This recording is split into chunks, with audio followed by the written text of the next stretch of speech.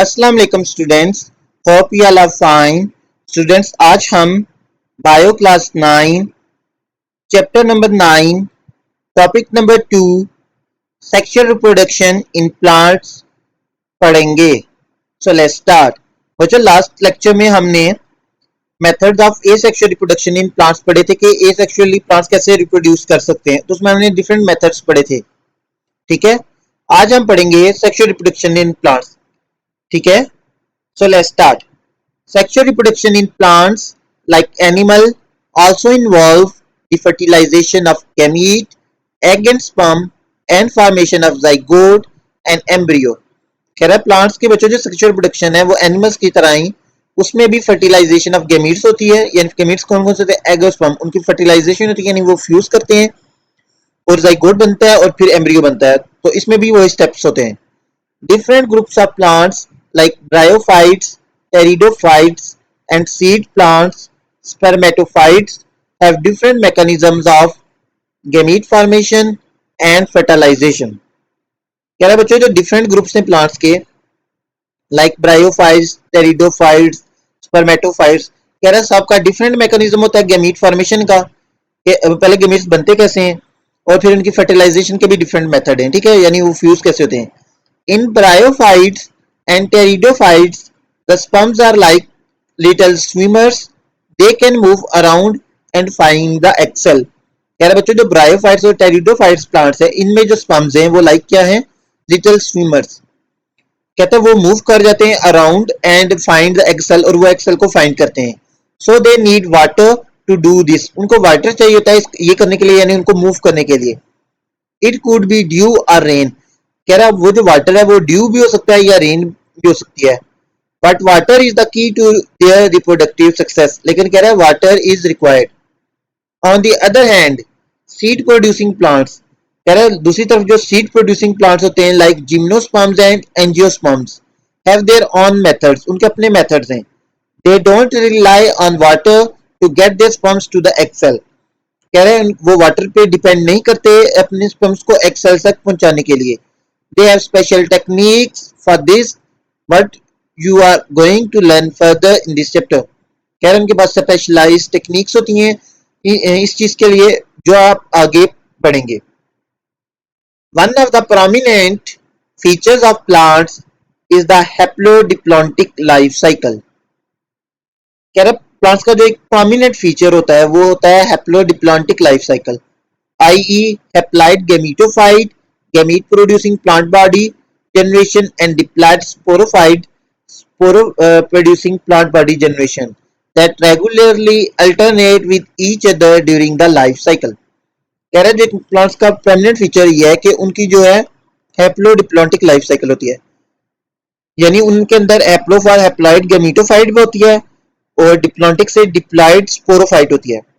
Gametophyte क्या है? यानी गैमीट प्रोड्यूसिंग प्लांट बॉडी है कि जो गैमीट्स बनाती है, और स्पोरोफाइट क्या है? स्पोर प्रोड्यूसिंग प्लांट बॉडी है।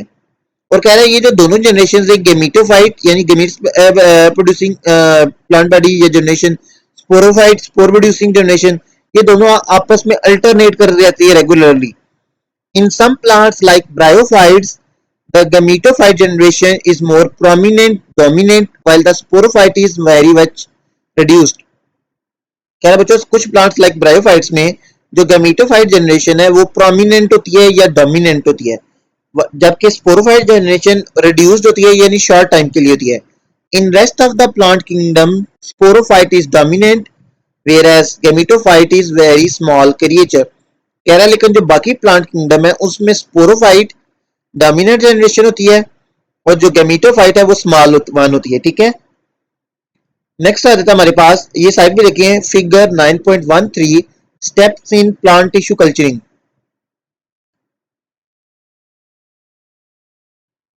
ये देखिए हमारे पास क्या है, सबसे पहले स्पोरोफाइट है।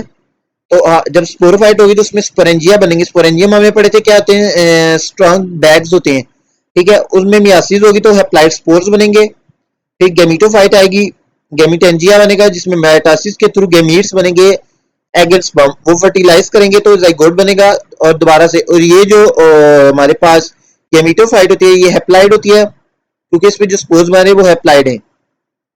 उनके पास सेप्लाइड नंबर ऑफ क्रोमोसोम है, ठीक है। और जो हमारे पास स्पोरोफाइट है वो डिप्लाइड होती है, ठीक है। तो ये और ये दोनों जो हमारे पास जनरेशन हैं गेमिटोफाइट एंड स्पोरोफाइट, ये रेगुलरली अल्टरनेट कर रही है आपस में, यानी स्पोरोफाइट एंड होगी तो गेमिटोफाइट स्टार्ट, गेमिटोफाइट एंड होगी तो स्पोरोफाइट स्टार्ट, ठीक है।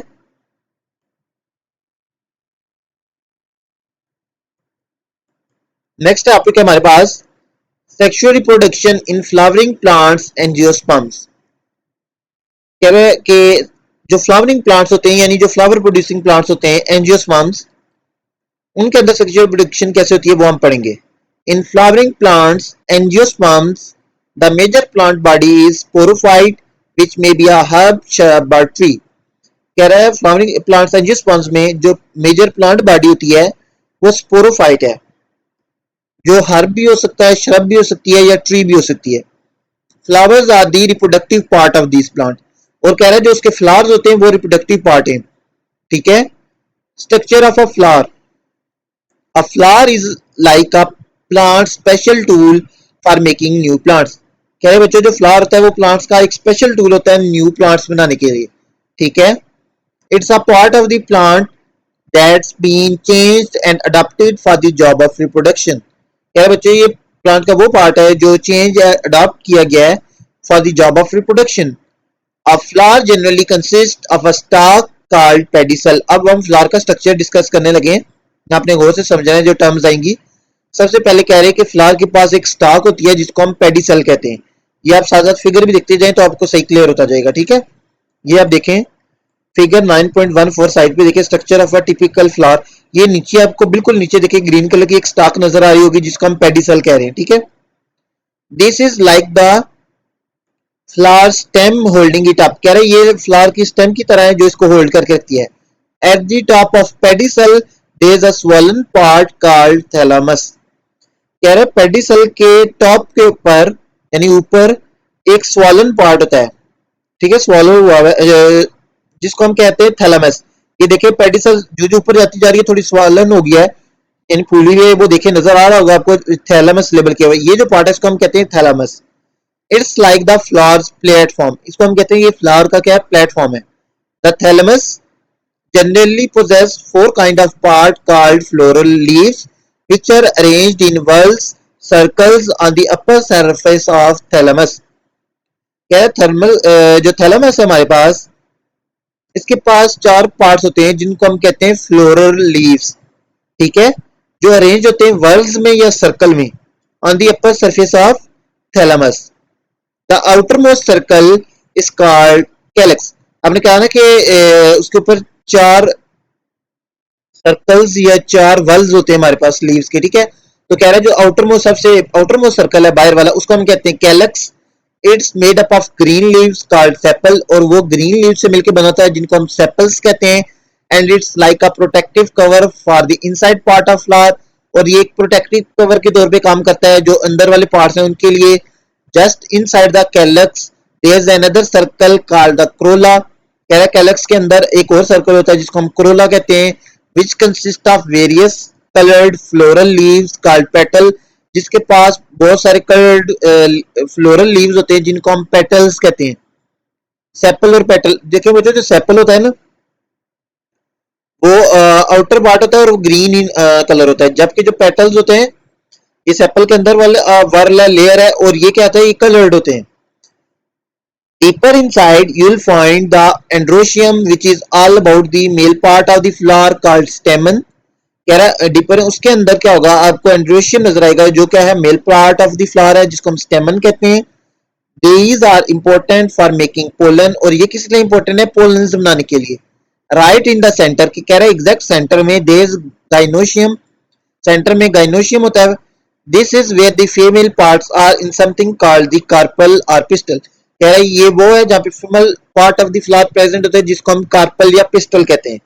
This is where the magic happens where new seeds start to form. कह रहा है यहाँ पे जो न्यू सीड्स बनते हैं। The calyx and corolla the outer two circles are like the flowers protector. कह रहा है जो आउटर टू सर्कल थे कैलेक्स और क्रोला वो लाइक फ्लावर प्रोटेक्टर हैं। They keep everything safe inside but do not take part in reproduction directly therefore called accessory whorls. ये भी बच्चों एमसीक्यू में आपसे पूछा जा सकता है कि which of the following is accessory whorl, calyx corolla options दे सकता है, तो आपको बताना चाहिए। बच्चों कह रहा है कि जो आउटर वाले दो सर्कल्स होते हैं या वर्ल्स है, कैलक्स और कोरोला, वो कहता है वो फ्लावर के प्रोटेक्टर के तौर पे काम करते हैं, यानी प्रोटेक्शन प्रोवाइड करते हैं अंदर वाली जो वर्ल्स हैं। कहता है वो हर चीज को सेफ रखते हैं जो इनसाइड है, और रिप्रोडक्शन में डायरेक्टली पार्ट नहीं लेते, इसलिए हम उनको एक्सेसरी वर्ल्स कहते हैं। The androecium and gynoecium, the inner two circles, are the real stars of the show when it comes to making new plants. कह रहा है जो अंदर वाले दो वर्ल्स हैं, androecium and gynoecium, the inner two circles, वो real star of the show हैं जो न्यू प्लांट्स बनाते हैं। They are the ones that make the flowers magic happen and help it to produce why they are called necessary worlds. कह रहा है बच्चों ये वो वाले वर्ल्स हैं जो where the flowers magic happen, जहां पे फ्लावर का मैजिक होता है और उनको रिप्रोड्यूस करने में हेल्प करते हैं, इसलिए इनको हम नेसेसरी वेल्स कहते हैं। ठीक है, बाकी जो आउटर दो टू वेल्स थे हमारे पास, वो क्या करते हैं कि वो सिर्फ प्रोटेक्शन प्रोवाइड करते हैं और रिप्रोडक्शन में पार्ट नहीं लेते, इसलिए हम उनको एक्सेसरी वेल्स कहते हैं। जबकि अंदर वाले जो दो वेल्स हैं, एंड्रोशियम एंड गाइनोशियम, ये टेक पार्ट इन रिप्रोडक्शन, इसलिए हम इनको क्या कहते हैं, ये नेसेसरी वेल्स हैं। नेक्स्ट है हमारे पास formation of microspores and megaspores. ये पीछे में हमने टर्म्स पढ़ी थी ना, जब हम पढ़े थे एसेक्सुअल रिप्रोडक्शन में, वो स्पोर फॉर्मेशन में, तो उसमें हमने पढ़ा था कि जो माइक्रोस्पोर एंड मेगास्पोर बनते हैं वो हमारे पास not a type of asexual reproduction. ठीक है, तो अब कह रहे हैं कि माइक्रोस्पोर्स एंड मेगास्पोर्स कैसे बनते हैं। Each स्टेमन consist of a long stock filament and a bilobed swollen tip called anther. कह रहे बच्चे जो स्टेमन मेल पार्ट ऑफ फ्लावर है, उसके पास एक लॉन्ग स्टॉक होती है, ठीक है, जिसको हम फिलामेंट कहते हैं।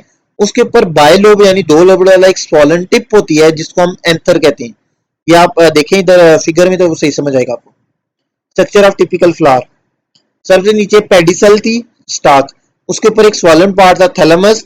थैलेमस के बाद क्या हमारे पास चार वर्स थे। ठीक है, सबसे आउटर जो वर्ल था वो हमारे पास था कैलक्स। उसके बाद हमारे पास क्या था, ये देखें, ये सबसे बाहर ये जो ग्रीन आपको लीव्स नजर आ रहे हैं थैलेमस ऊपर, ये सबसे फर्स्ट वर्ल है, ग्रीन कलर जो लीव्स है, ये सेपल्स हैं, ये कैलक्स है। ठीक है, उसके बाद हमारे पास आ जाते हैं कोरोला। ठीक है, ये देखिए जो पेटल्स हैं ये सारे मिलकर ये क्या बना लेती हैं, कोरोला। उसके बाद नेक्स्ट वर्ल आ जाता है हमारे पास एंड्रोशियम। ठीक है, ये देखिए आपको नजर आ रहे होंगे एंड्रोशियम मेल पार्ट, ये देखिए इसको हम एंथर भी कहते हैं। ये एक इसके एंथर का अगर आप स्ट्रक्चर देखें, ये देखिए एक नीचे स्टॉक है जिसको हम क्या कहते हैं, फिलामेंट। उसके ऊपर एक बायलोड पार्ट है जिसको हम क्या कह रहे हैं,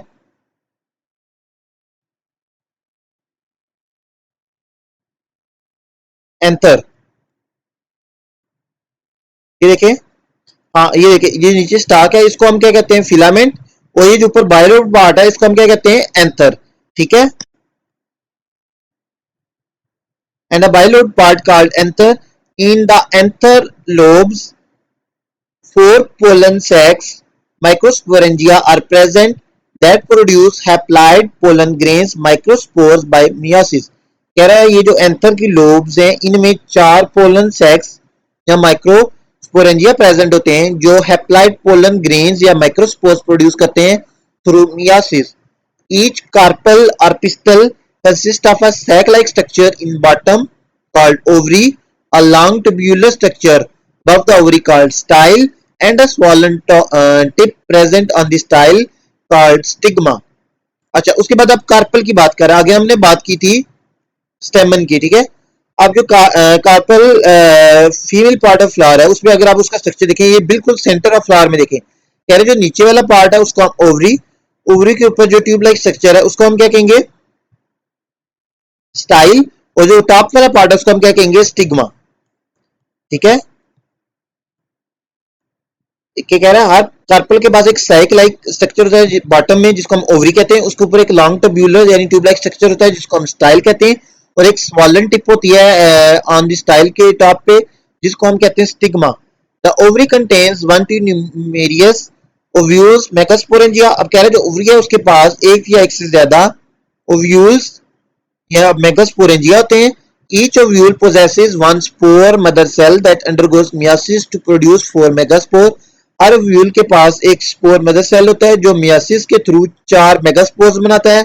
Out of 4, only one is capable to survive further and becomes functional megaspore. उन चारों मेगास्पोर में से कह रहे हैं एक ही सर्वाइव कर पाएगा और वही फंक्शनल मेगास्पोर होगा. नेक्स्ट होगी pollination. When microspores are formed, the wall of pollen sac bursts and the spores are liberated. अच्छा, पोलिनेशन कहता है कि जो ट्रांसफर ऑफ पोलन होता है ना उसको हम पोलिनेशन कहते हैं. From male to female part of flower. तो कह रहे हैं पोलिनेशन क्या होगी कि जब माइक्रोस्पोर्स बन जाएंगे तो जो पोलन सैक्स की वॉल है वो बस्ट कर जाएगी और माइक्रोस्पोर्स कर जाएंगे लिबरेटेड यानी वहां से रिलीज हो जाएंगे. The microspores are transferred from anther of stamen to stigma of carpel by means of wind, insect or other animal. कह रहे जो माइक्रोस्पोर्स हैं वो ट्रांसफर हो जाते हैं स्टेमन के एंथर से स्टिग्मा तक.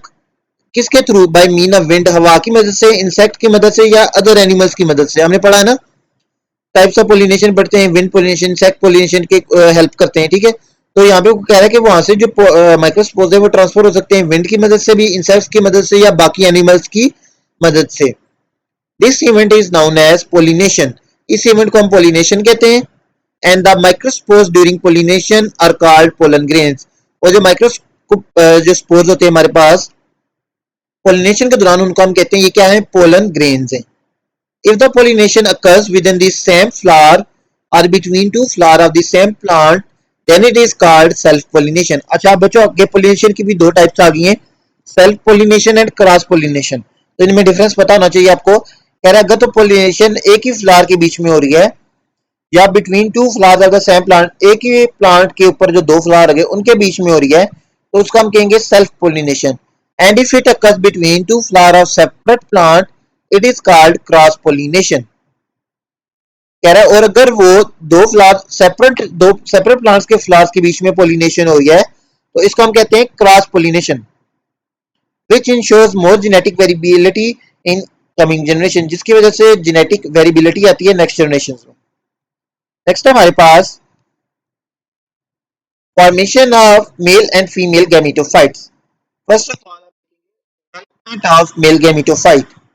After pollination, the microspores or pollen grains germinate on the surface of stigma to produce a male gametophyte. कह रहे बच्चों कि जब पोलिनेशन हो जाती है, जब माइक्रोस्पोर्स पहुंच जाते हैं स्टिग्मा पे, तो कह रहे जो माइक्रोस्पोर्स या पोलन ग्रेन्स हैं वो जर्मिनेट करना स्टार्ट कर देते हैं. कहाँ पे? On the surface of stigma पे. क्या करने के लिए? एक मेल गैमेटोफाइट प्रोड्यूस करने के लिए. इन this process the microspore nucleus first divide by mitosis to form two nuclei, i.e. tube nucleus and the generative nucleus, which divide further to form two sperm nuclei. कह रहे बच्चों इस process में क्या होता है कि सबसे पहले जो माइक्रोस्पोर का जो न्यूक्लियस है, ठीक है, जो हमारे पास माइक्रोस्पोर था या पोलन ग्रेन था जो गया हमारे पास ट्रांसफर हो गए, वो कह रहा है उसको न्यूक्लियस पहले डिवाइड करता है माइटोसिस के थ्रू और दो न्यूक्लियस बना लेता है. एक को हम कहते हैं ट्यूब न्यूक्लियस, एक को कहते हैं जनरेटिव न्यूक्लियस. जो जनरेटिव न्यूक्लियस है वो फर्दर डिवाइड करके क्या बना लेता है? Two sperm nuclei.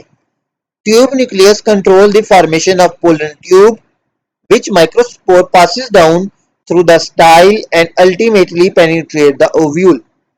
कह रहे बच्चों जो ट्यूब न्यूक्लियस है वो कंट्रोल करता है formation of pollen tube which microspore, जहां से माइक्रोस्पोर पास डाउन करते हैं through the style and ultimately penetrate the ovule, और कहां पे पहुंच जाते हैं? ओव्यूल में. This whole structure that comprises microspore body, pollen tube, tube nucleus and the two sperm nuclei is referred as male gametophyte. यानी ये जो पूरा स्ट्रक्चर बन गया जिसमें एक माइक्रोस्पोर बॉडी आ जाती है, पोलन ट्यूब आ जाती है, ट्यूब न्यूक्लियस आ जाता है और टू स्पर्म न्यूक्लियाई आ जाते हैं, इन सबको हम क्या कहते हैं? ये क्या है? Male gametophyte. नेक्स्ट पेज पे देखें, टेबल दिया हुआ है, table 9.1, adaptations in insect pollinated and wind pollinated flowers. कि जो इंसेक्ट पोलिनेटेड और विंड पोलिनेटेड फ्लावर्स होते हैं उनमें क्या अडेप्टेशंस हैं। ठीक है, तो ये आपको आ सकता है समटाइम शॉर्ट में, तो पता होना चाहिए insect pollinated and wind pollinated flowers की अडेप्टेशंस। तो फीचर दिया हुआ है, आगे दिया हुआ है इंसेक्ट पोलिनेटेड फ्लावर्स और विंड पोलिनेटेड फ्लावर्स। ठीक है, सबसे पहले देख रहे हैं हमारे पास आ जाता है फीचर साइज। कह रहे जो इंसेक्ट पोलिनेटेड फ्लावर्स होते हैं ये क्या होते हैं, generally large, wind pollinated flowers generally small. Colour, petals brightly coloured, जो इंसेक्ट पोलिनेटेड फ्लावर्स होते हैं उनकी पेटल्स ब्राइटली कलर्ड होती हैं, जबकि विंड पोलिनेटेड फ्लावर्स की जो पेटल्स होती हैं वो ग्रीन और डल इन कलर होती हैं। नेक्टर, प्रोड्यूस नेक्टर, ये जो इंसेक्ट पोलिनेटेड फ्लावर्स होते हैं ये नेक्टर प्रोड्यूस करते हैं, do not produce nectar. Wind pollinated flowers nectar produce नहीं करते। Floral arrangement, flowers face upward, flowers hang down for easy shaking. Stamen and stigma, enclosed inside ring of petal, hang out of ring of petal. Pollen grains, small number produced होता है, heavy and sticky. Large number produced, light with smooth surface. Next is stigma, pinhead shape होता है with no branches. Feathery branches for catching pollen. Next आ जाता है हमारे पास development of female gametophyte.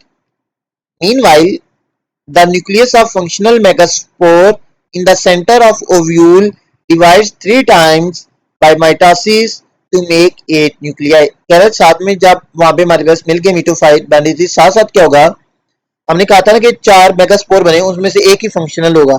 ठीक है, 3 बाकी जो क्या हो जाएंगे, खत्म हो जाएंगे। कह रहा है जो फंक्शनल मेगास्पोर है उसका जो न्यूक्लियस है वो डिवाइड करता है 3 टाइम बाई मेटासिस और कितने बना लेगा, 8 न्यूक्लियाई बना लेगा। क्या बना लेगा, 8 nuclei. At this stage, 3 nuclei out of 8 migrate at one end of the ovule. The central one of them become egg, while the two side ones are called synergids.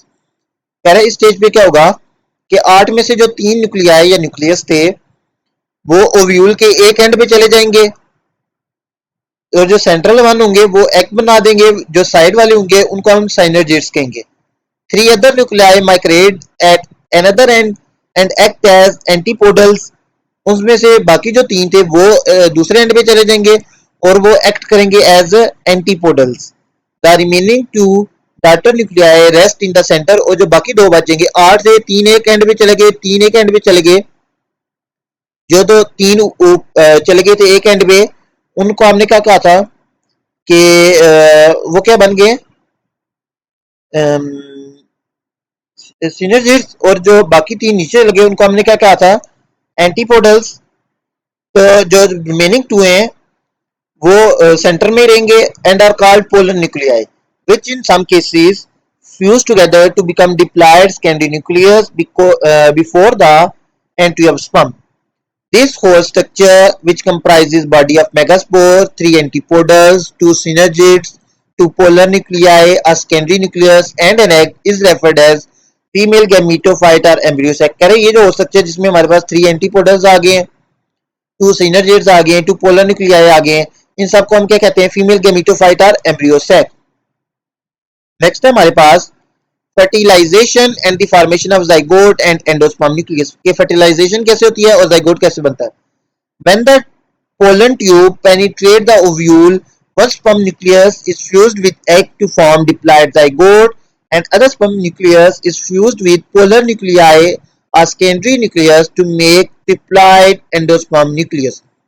कह रहे बच्चों जो पोलन ट्यूब जो ऊपर से आ रही थी stigma style से ओवरी तक ओव्यूल, कह रहे जब वो ओव्यूल पेनिट्रेट करेगी वहां पे पहुंचेगी तो एक स्पर्म जो न्यूक्लियस है वो फ्यूज कर देगा एग के साथ और क्या बना लेगा, डिप्लॉइड जाइगोट, और जो दूसरा स्पर्म न्यूक्लियस था वो फ्यूज कर देगा पोलर न्यूक्लियाई के साथ और क्या बना लेगा, triploid endosperm nucleus. Since one male gametophyte contributes 2 sperm nuclei for fertilization, therefore this event is called double fertilization. कह रहे बच्चों क्योंकि देखिए हमारे पास जब हमने पढ़ा फर्टिलाइजेशन तो 2 हमारे पास कैसे स्पर्म से, क्योंकि 2 बने थे ना पीछे हमारे पास 2 आ रहे थे, तो कह रहे कि एक मेल गैमेटोफाइट ने 2 स्पर्म्स कंट्रीब्यूट किए हैं फर्टिलाइजेशन के लिए, इसलिए हम इसको डबल फर्टिलाइजेशन भी कहते हैं। It is assumed that the rest of the nuclei in embryo sac, such as synergids and antipodals, control the process of fertilisation. कह रहे ये ज्यूम किया जाता है कि जो बाकी न्यूक्लियाई होते हैं एम्ब्रियो सैक में लाइक सिनर्जीज एंटीपोडल्स वगैरह वो फर्टिलाइजेशन के प्रोसेस को कंट्रोल करते हैं। नेक्स्ट है बच्चों हमारे पास topic seed and fruit formation के सीड कैसे बनता है और फ्रूट कैसे बनता है। After fertilization the ovule is transferred into seed therefore it is defined as ripened ovule. कह रहे बच्चों फर्टिलाइजेशन के बाद जो ओव्यूल होता है वो किसमें ट्रांसफॉर्म हो जाता है, सीड में, इसलिए हम इसको राइपेंड ओव्यूल भी कहते हैं। Whereas the surrounding wall of ovary is transformed into fruit. कह रहा है जो ओवरी की सराउंडिंग वाल है वो फ्रूट में ट्रांसफॉर्म हो जाती है, इसलिए हम इसको राइपेंड ओवरी भी कहते हैं फ्रूट को। ठीक है, ये देखिए बच्चों नेक्स्ट पेज पे फिगर दी हुई है हमारे पास, figure 9.15 different steps of sexual reproduction in plants दिए हुए। ठीक है, ये देखिए सबसे पहले हमारे पास एक स्पोरोफाइट थी, ठीक है, ट्वेन, उसके उसके ऊपर क्या था, फ्लावर था। फ्लावर में देखें तो हमारे पास क्या था, ओवरी भी थी, एंथर भी था, यानी मेल एंड फीमेल पार्ट। ठीक है, उसमें एंथर में क्या होगा कि माइक्रोस्पोर मदर सेल्स होंगे, उस वो जो कि डिप्लाइड है, टू एन का मतलब होता है डिप्लाइड, वो थ्रू मियासिस हमारे पास माइक्रोस्पोर्स बन जाएंगे, वन एन यानी हैप्लाइड। ठीक है, वो क्या होंगे, वो कन्वर्ट हो जाएंगे जनरेटिव न्यूक्लियस और ट्यूब न्यूक्लियस में। ठीक है, और उसके बाद वो ट्रांसफर हो जाएंगे हमारे पास स्टिग्मा पे। स्टिग्मा पे जब जाएंगे हमारे पास तो पोलन ट्यूब बनना शुरू हो जाएगी। फिर क्या होगी, पोलन ट्यूब ग्रो करेगी। पोलन ट्यूब जब ग्रोथ करेगी तो वो पहुंच जाएगी हमारे पास स्टिग्मा स्टाइल देन ओव्यूल के पास। जब ओव्यूल के पहुंचेगी जाके वहां पे एक जो स्पर्म है वो फर्टिलाइज कर जाएगा एग के साथ और जाइगोट बना लेगा, और दूसरा ये देखिए जाइगोट 2n बन गया। दूसरा स्पर्म है वो फर्टिलाइज करता है पोलर न्यूक्लियर के साथ और बना लेता है एंडोस्पर्म न्यूक्लियस 3n। उसके बाद क्या होता है कि जो हमारे पास ओव्यूल होता है वो कन्वर्ट हो जाता है हमारे पास, ओवरी कन्वर्ट हो जाती है, ये देखिए ऊपर बढ़ा था हमने, ओवरी ट्रांसफॉर्म हो जाती है फ्रूट में और ओव्यूल कन्वर्ट हो जाता है सीड में, और उसके बाद ये जब ये दोबारा जर्मिनेट करेगा तो दोबारा स्पोरोफाइट बन जाएगी। ठीक है, अच्छा ये साथ में अगर ये देखें ये ऊपर वाला स्टेप, उसके बाद साथ ही जो ओवरी में हमारे पास क्या थे, मैक्रोस्पोर मदर सेल्स डिप्लाइड, वो मियासिस के थ्रू मैक्रोस्पोर्स बना लेंगे एप्लाइड। उसके बाद माइटोसिस होगी तो फीमेल गैमेटोफाइट बनेगी जिसमें एक साइड पे हमारे पास सिनर्जीज होंगे, एक बार तरफ एंटीपोडल्स होंगे। ठीक है, और बाद में जब वो हमारे पास पोलन्स आएंगे तो फिर क्या होगी, फर्टिलाइजेशन होगी। ठीक है, नेक्स्ट है हमारे पास बच्चों स्ट्रक्चर ऑफ सीड के, सीड का स्ट्रक्चर कैसा होता है। ठीक है, angiosperm seeds are made up of 3 important parts. कह रहा बच्चों जो एंजियोस्पर्म्स हैं यानी जो फ्लावरिंग प्लांट्स हैं इनके जो सीड्स होते हैं इनके 3 इंपॉर्टेंट पार्ट्स होते हैं। First one is embryo, this part comes from the union of female and male gamete cells called zygote. It's like a baby plant that's not fully grown yet.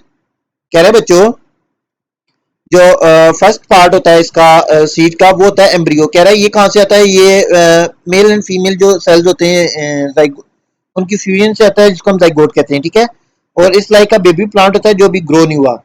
Next आ जाता है हमारे पास endosperm.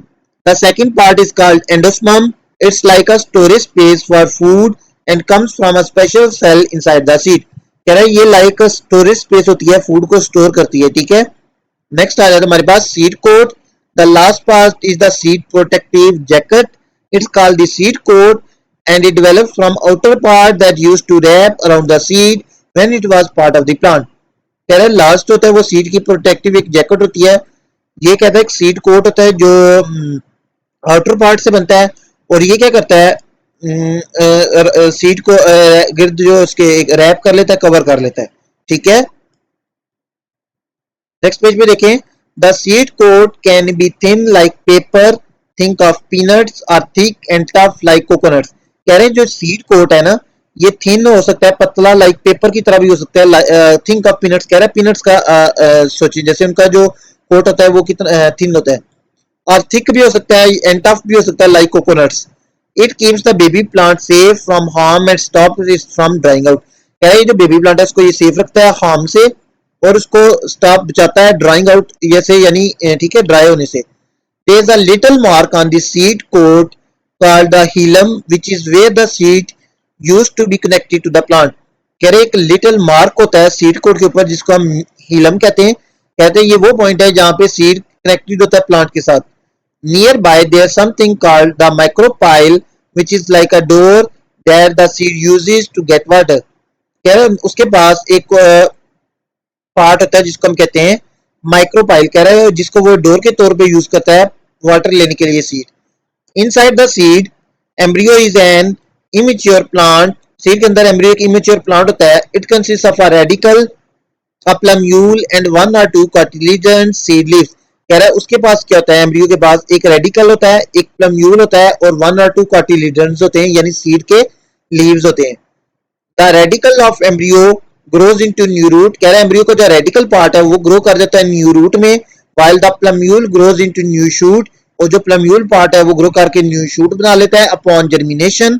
therefore radical and plumule are called embryonic root and embryonic stem respectively। कह रहा है इसलिए हम रेडिकल को और प्लम्यूल को एम्ब्रियोनिक रूट और स्टेम भी कहते हैं। The embryonic stem above the point of attachment of cotyledon is called epicotyl। कह रहा है जो एम्ब्रियोनिक स्टेम है point of attachment of cotyledon से above जो है पार्ट है जो उसका, ठीक है, उसको हम एपिकोटाइल कहते हैं। एपी का मतलब भी होता है अबव, एपिकोटाइल यानी अबव कॉटिलेडन, ठीक है, कॉटिलेडन से कोटाइल निकला है।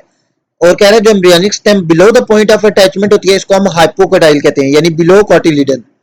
Within seed there is a store of nutrients for the seedling that will grow from embryo. कह रहा है सीड के अंदर एक न्यूट्रिएंट्स की स्टोर होता है, ठीक है।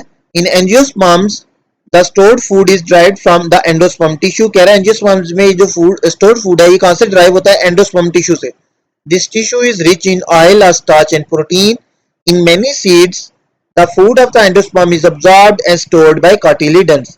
सो inside a tiny seed there is the whole world waiting to grow into a new plant. कह रहा है तो एक टाइनी सीड के अंदर, स्मॉल सीड के अंदर एक पूरा वर्ल्ड होता है जो वेट कर होता है to grow into a new plant में ग्रो होने के लिए।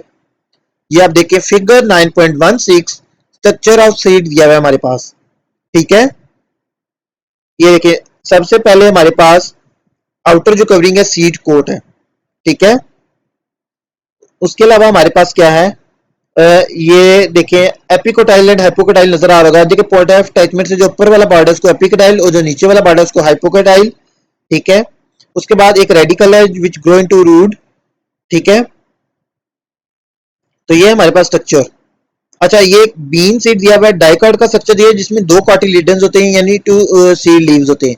और ये कॉर्न सीड दिया हुआ है, मोनोकाट होता है जिसमें एक ही कार्टिलेडन होता है, ठीक है।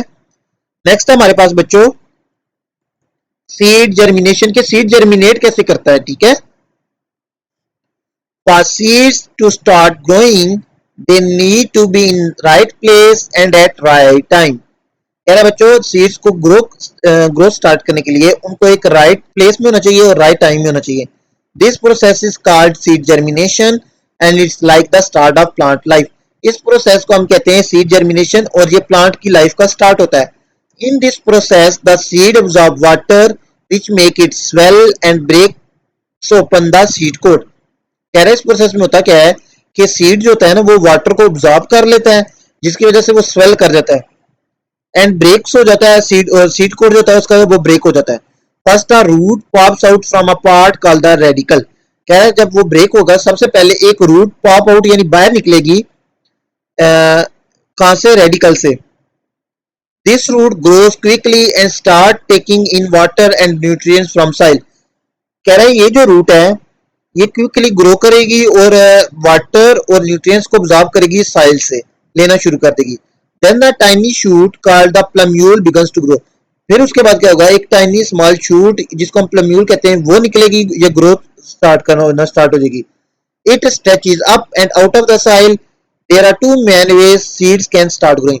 दो मेन वेज है जिसमें सीड्स ग्रो स्टार्ट कर सकते हैं। कौन कौन से, फर्स्ट ऑफ ऑल हमारे पास आ जाते हैं epigeal germination hypogeal germination. First of all, apigeal germination.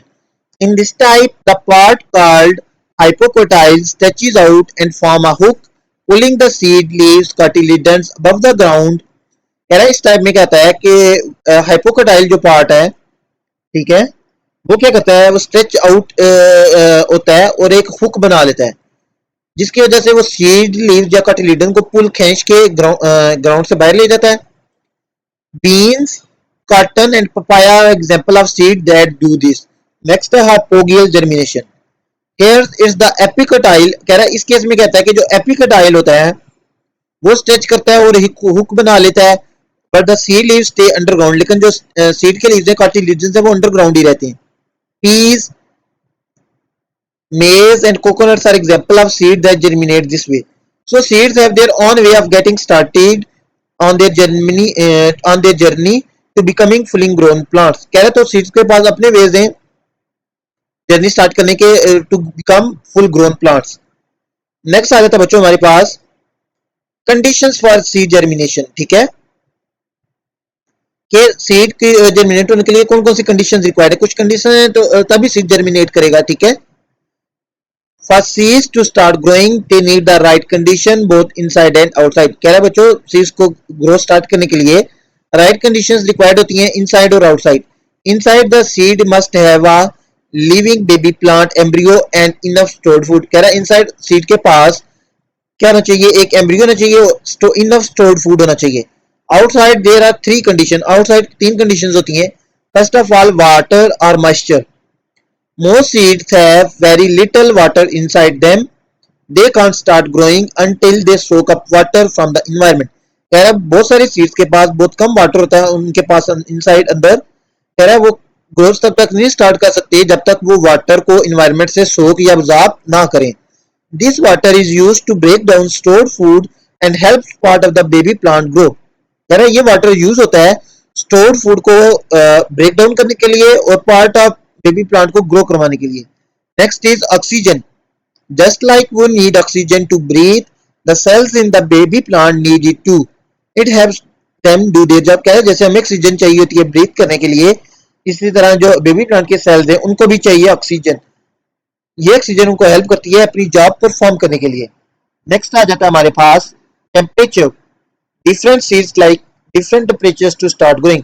कह रहा है अब जो डिफरेंट सीड्स हैं उनको डिफरेंट टेम्परेचर चाहिए ग्रोथ स्टार्ट करने के लिए. For most plants the best temperature is between 25 to 30 degree Celsius. कह रहा है बहुत सारे प्लांट्स के लिए जो बेस्ट टेम्परेचर है वो 25 to 30 डिग्री सेल्सियस के बीच में है. ठीक है, अगर इससे बहुत ज्यादा कम है या बहुत ज्यादा हाई है तो वो भी जो सीड जर्मिनेशन को क्या करेगा, अफेक्ट करेगा, सीड जर्मिनेट नहीं करेगा.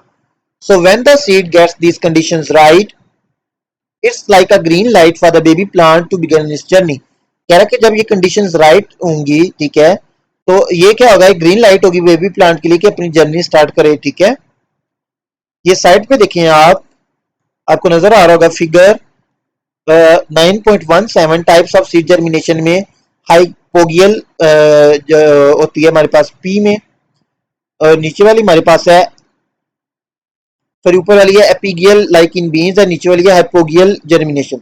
उसमें देखें कि हमारे पास सबसे पहले एक सीड था, उसमें से रेडिकल और हाइपोकोटाइल थी. जो हमारे पास कार्टिलिडन है वो क्या हो गया है कि वो बाहर निकल आ गया. ठीक है, ग्राउंड से. ठीक है, जबकि जो दूसरा वाला केस है उसमें देखें सबसे पहले हमारे पास एक सीड है, रेडिकल है, हाइपोकोटाइल है. जो हमारे पास कार्टिलिडन है वो इनसाइड द ग्राउंड ही रहा है. ठीक है, ठीक है, तो ये इनमें डिफरेंस एपिगियल एंड हाइपोगियल जर्मिनेशन में.